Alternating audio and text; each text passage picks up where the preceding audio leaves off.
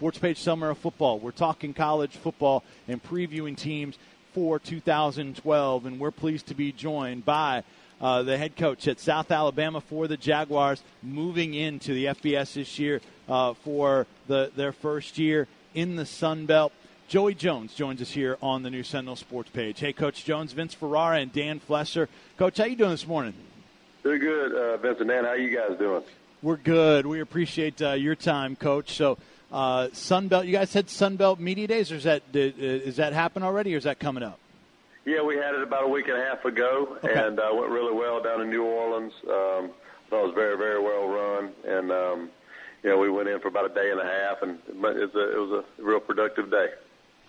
Now, you're moving to the FBS. Kind of talk about that, and if it is the ways that maybe it has gone according to schedule, maybe some areas where maybe you're even more advanced than maybe some people might have expected. Kind of talk about that move into the FBS and how it's gone.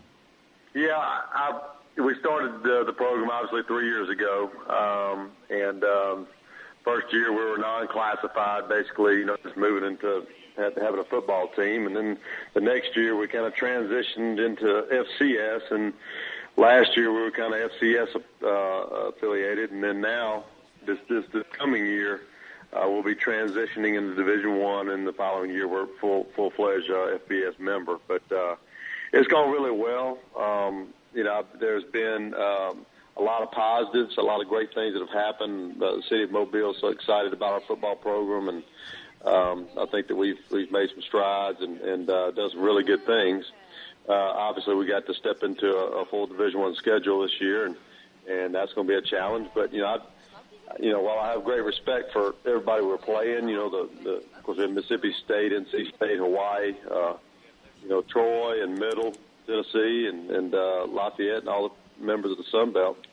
But I also have got great respect for our players and our coaches for what we're getting us to this point. And so we're excited about going out and see what we can do. Certainly, you've got people in the South will know your ties to Alabama and being a part of Alabama's program. Talk about that influence and the way they've done things there and all the success they've had and have now, and how some of those influences have helped you kind of mold your football program.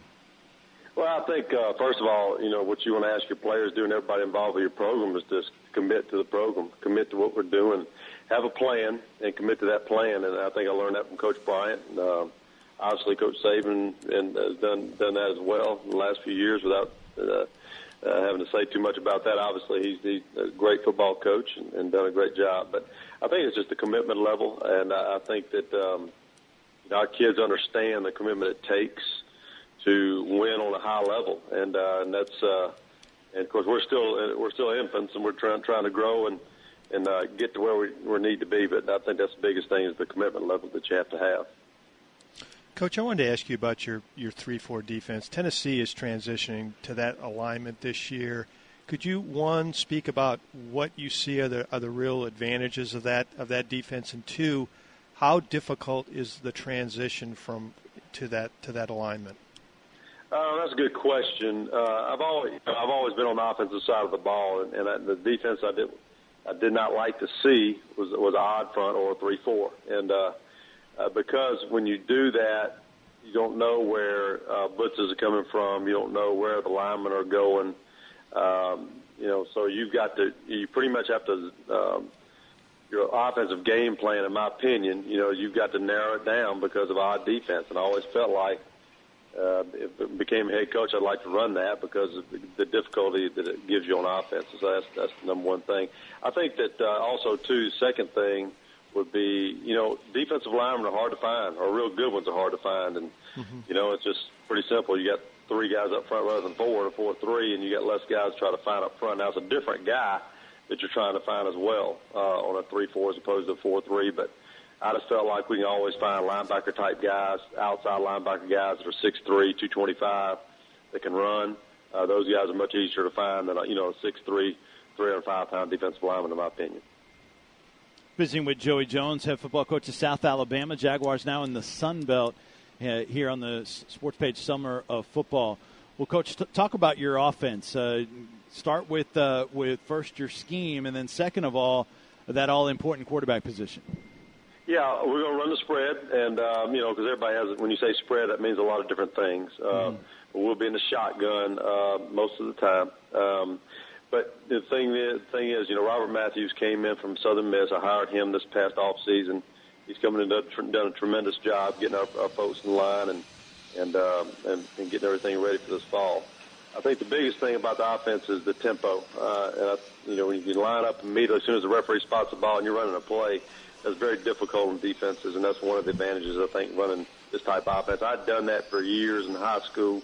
We were running no huddle and had wristbands and that type thing. And my offensive coordinator in high school, Chris Yeager, did a great job with that. And so we that's the biggest thing is running the spread. But we also want to run the football. I mean, you think spread, and you look at Oklahoma State, which this offense is derived from the Oklahoma State Southern Miss area. And bottom line is, they've led the league in rushing most of those years. So the fact is, the spread doesn't mean you don't run the football, because we do. You had you have a transfer coming in from Virginia. Talk about him. Yeah, I'm sorry, I didn't mention the quarterback earlier, too. No, I'll mention both of them. C.J. Bennett right now is our starter. It's coming out of the spring. We feel really good about C.J. Had a great spring. This offense really fits him very well. And so we feel good about that. Ross Matheny is coming in from Virginia. He's a 6'3", 195-pound quarterback who, basically fought for the starting job, didn't win it up there in Virginia, but very close. And he graduated. Has 2 years left. He's coming to play for us for his last 2 years. And don't know as much about him. Haven't seen him on the field, obviously, but we've seen film on him and like what we see. I know he's a great leader and a great person. And so I think it'll be a good battle there this summer.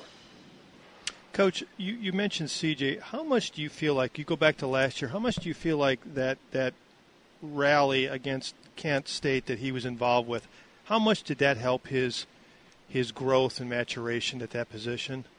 Yeah, he's grown a lot. I mean, he had a tough year. I mean, let's be honest, and we've talked about it, and he knows it.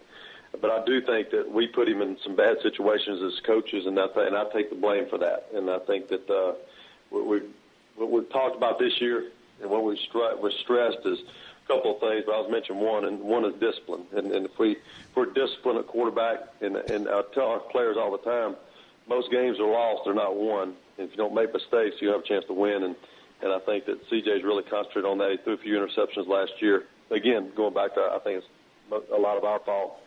But I think he's grown from that situation. And when he came back in the game against Kent State, he threw for, I don't know how many yards in the second half, but basically we scored 25 points in the second half against a great Kent State defense. And so I think that really gave him a lot of confidence.